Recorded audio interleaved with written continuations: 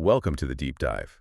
You hand us a stack of sources, articles, research papers, field notes, and our mission is to pull out the most important nuggets of knowledge and insight. This week, we are strapping on our virtual helmets and heading way back into the late Cretaceous. We are deep diving into the sources detailing the most profound, really history-rewriting discoveries in paleontology, specifically from 2025. And it was an absolutely monumental year for discovery. I mean, the sheer volume of new life that was uncovered is just staggering. The data shows 44 new species were formally identified last year. 44. Yeah, if you do the math on that, it's nearly one new species every single week. But, like you said, we're not here for quantity. We're here for the paradigm shifts, the discoveries that make us, re-examine the old textbooks. Exactly. And if we're going to talk about rewriting the history of prehistoric life, we have to start where the ground is shaking the most. We're talking about the fiercest debate currently raging in North American paleontology, the famous Hell Creek Formation, and the creature we all thought was a teenage T-Rex. Okay, let's unpack the definitive new evidence around Nanotyrannus. Right. This whole controversy has been simmering since, the 1980s, when these smaller, more gracile tyrannosaur remains were found alongside the massive T-Rex. The simplest theory, and the most accepted one, was that these were just juvenile T-Rex specimens. And that makes total sense, just based on scale. I mean, the smaller fossils, the ones we call Nanotyrannus, were about 5 meters long, maybe 700 kilograms. A tough predator, sure, but just dwarfed by a mature T-Rex that could be 12 meters long and 10 times heavier. Until now, we just didn't have the growth data to really separate them. That's right. The key insight came from a breakthrough in, accessibility. Back in 2006, the dueling dinosaur specimen was found. Oh, that's the famous one, right? A truly remarkable preservation. It's a triceratops and a small tyrannosaur intertwined, basically locked in combat when they died. But that specimen was privately held for years. Yeah. It was locked away from any real scientific scrutiny. Precisely. And that changed. Once the specimen became accessible, Zano and Napoli could finally publish their major 2025 paper. And their analysis confirmed what a lot of people had suspected. This was not a young T-Rex. It was a distinct, mature, and previously misclassified species. So the big question for you listening, if you want the nuts and bolts, is what was the definitive, non-arguable proof? How do you look at a bone that's 66 million years old and say, yep, that's an adult? They used 4 independent lines of scientific evidence, and they all worked together to paint this complete picture. The first, and you could argue the most crucial, is histology. Histology. So when a scientist takes a thin section of a limb bone, it's like cutting down a tree and counting the rings. In a young, fast-growing animal, those growth rings are really widely spaced. But in a mature individual where growth has slowed way down or even stopped, the rings get packed very, very tightly together. Okay, so if I'm picturing this right, the tighter the ring, the slower the growth. Exactly. Meaning the animal had basically, maxed out its growth. That's it precisely. The Nanotyrannus specimen showed these tightly packed rings, confirming it had reached maturity. The second piece of evidence was dentition. The teeth. They analyzed the tooth sockets in the skull, and the Nanotyrannus skull had a different number of tooth sockets than any analyzed T-Rex skull, no matter the T-Rex's life stage. That's a developmental difference set early in life. That structural difference is pretty persuasive on its own. And then they brought in the heavy-duty tech, right? Yeah, they did. Point 3 was cranial scans. Using advanced CT technology, they looked deep inside the skull, mapped all the pathways of the nerves and sinuses. If this were a juvenile T-Rex, those internal pathways should align structurally with what we see in adult T-Rexes, just, scaled down. But they didn't. They didn't match. The internal architecture of the Nanotyrannus skull was fundamentally different. Which would imply different sensory processing or structure, something like that. It suggests a different creature altogether. And the final point, this one's great, involved the notorious arms. Ah, the tiny arms. Exactly. Compared relatively to their body size, the arms of Nanotyrannus were longer and more slender than those of any T-Rex specimen we know. It just further separates its unique anatomical blueprint. And the scientific community didn't stop there. Yeah. There's that other famous specimen, Jane, which had been the poster child for the juvenile T-Rex theory. Right. And after this, Jane was reclassified as Nanotyrannus lethus. To provide that final kind of visceral verification, another research group went straight for proof of maturation. They examined the hyoid bone. The hyoid bone. What is that exactly? It's a small bone structure, often U-shaped, in the neck that controls the tongue. In non-avian dinosaurs, this bone is pretty soft early in life, and it ossifies or hardens as the animal matures. So a hard ossified hyoid bone means you've got a fully mature animal. You've got it. And in a rare preserved specimen, they confirmed the hyoid was fully ossified. The weight of the evidence now is it's overwhelming. The Hell Creek ecosystem was much more complex than we thought. So it wasn't just one king and its kids filling all the predator roles. No, we were looking at two different mature apex predators. You have the colossal T-Rex and then the smaller, maybe faster Nanotyrannus. That is a massive shift in how we view that late Cretaceous world. But okay, let's move from these late Cretaceous kings and head back, much further back in time. Let's trace those evolutionary bridges back to Asia. That takes us straight to Mongolia and the discovery of Kulu, which fittingly translates to the dragon prince. This is a new tyrannosaurid species, and it helps fill a huge gap in the evolutionary timeline. How far back does Kulu take us? About 30 million years before T-Rex ever stalked North America. And Kulu was relatively small, actually similar in size to Nanotyrannus, about 4 meters long, 700 kilograms. But it's the anatomy that really matters here. It is. It had long, thin legs and a relatively pointy snout.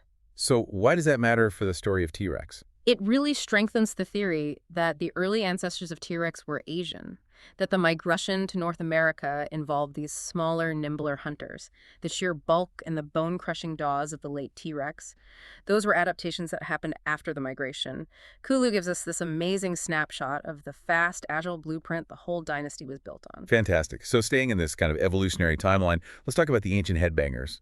We also met Zava, the oldest known pachycephalosaur. Zava lived 110 million years ago, and it challenges a lot of assumptions about when those famous domed heads developed.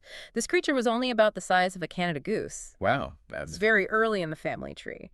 But its skull structure shows that the bony architecture you need for head-to-head combat, or at least the precursor to the massive domes, it was already in place. So it proves that the evolutionary pressure for that behavior, headbutting for dominance maybe, was there long before the gigantic, famous dome-headed species came onto the scene. Exactly. It shows the very early stage of that specialized adaptation. Now let's pivot to the absolute titans of the Mesozoic, the sauropods.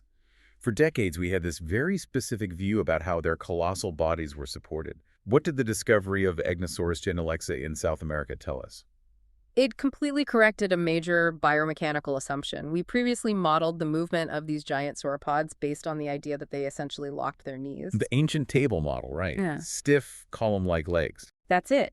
To support their massive weight. The assumption was that flexibility would just lead to fatigue and joint failure. Which makes sense. Why use muscle power when you can just rely on bone structure? Because that assumption was wrong. Agnosaurus genelexa showed definitive anatomical evidence. We're talking powerful muscles, specific joint structures, that prove they had flexible knees. This allowed them to actively move, to shift their weight dynamically, and maybe even, potentially, rear up onto their hind legs. So their movement wasn't just a slow, lumbering shuffle. Yeah. They were using powerful muscles to actively stabilize and move all that mass. That's the insight. It requires a completely different calculation of their energy use, their locomotion. They were athletic giants, not just walking concrete pillars. And tracing the lineage of those long-necked giants even further back, we also met Cursor jaguensis. This is a 220-million-year-old bipedal herbivore, and it belongs to the group that would eventually lead to the sauropods. It's a key transition fossil, a relatively swift, two-legged plant eater during the Triassic. It shows us that the lineage of the biggest animals to ever walk the earth started with these quick sprinters before they ballooned in size and shifted to a four-legged stance. Let's move now from the deep history of evolution to some incredibly intimate insights. We have to discuss one of the year's rarest finds, the dinosaur mummy. The Edmontosaurus mummy discovery from 2025 it's a geological fluke. This creature died 66 million years ago, probably sank into soft mud. But crucially, a flash flood then covered the body really quickly in fine sediment. As the flesh decayed, the sediment formed this mineralized crust, a kind of natural protective clay mask that preserved the detailed contours of the skin and tissue, the stuff that almost never fossilizes. And what stunning detail did that soft tissue preservation reveal? It preserved the oldest known examples of hooves on any vertebrate. Hooves! Finding dermal soft tissue like that is like finding the blueprints for external anatomy. And the Edmontosaurus just kept on giving. It gave us more behavioral clues through another line of research, specifically around the risks of reproduction. Right. Research by Bartool looked at the neural spines. These are the tall, bony projections running along the top of the vertebrae, especially near the hip and tail base. They're critical anchors for major muscles. And Bartool found that many Edmontosaurus specimens showed clear evidence of broken and then fully healed neural spines right there in the hip region. Wait, broken and healed spines near the hips. Why would that be a common injury for a 3-ton herbivore? The leading theory connects it directly to mating stress. When a 3-ton male mounts a female, especially if she's a bit smaller or unstable, the enormous pressure and weight could easily cause crushing or fracturing of those high, thin spines. So survival of the fittest was being tested even during reproduction. It speaks to this, I don't know, almost brutal risk factor in their lives. A bit like what we see in modern elephant seals during breeding season. Precisely. And it highlights the phenomenal healing capacity these animals must have had to repair that kind of damage and just keep functioning. We also saw compelling evidence of protective alliances. This came from fossil trackways found in Alberta, Canada. This suggests a truly complex social behavior. The 76-million-year-old trackways show the impressions of ceratopsians, so the horned family, like Triceratops, walking directly alongside ankylosaurids, the heavily armored, club-tailed tanks. That feels counterintuitive. Why would a solitary armored tank bother cooperating with a group of horned beasts?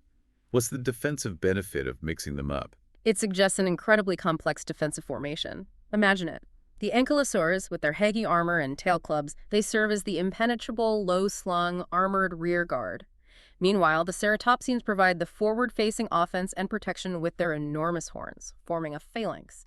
It's an optimal defensive strategy against a threat like, well, like a local T-Rex whose tracks were also found nearby. Though, for the sake of scientific precision, we should probably add the caveat that the tracks might not have been made at the exact same moment. But they certainly show these diverse groups were using the same territory. Absolutely. At the very least, it shows a communal use of space that implies some complex interaction.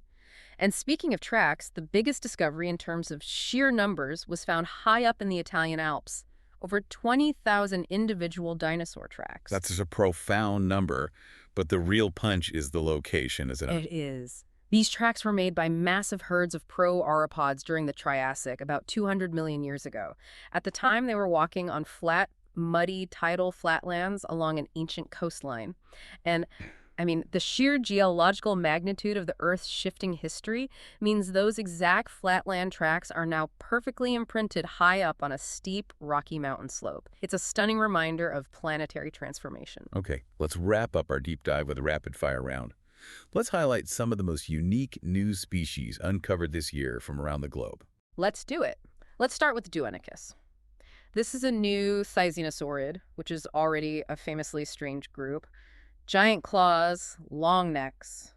Duonicus is notable because it only had 2 functional claws on each forelimb. Just more evidence of the bizarre evolutionary paths this group took. We also found the runt of the giants. That would be Chatty Titan, a titanosaurid from South America.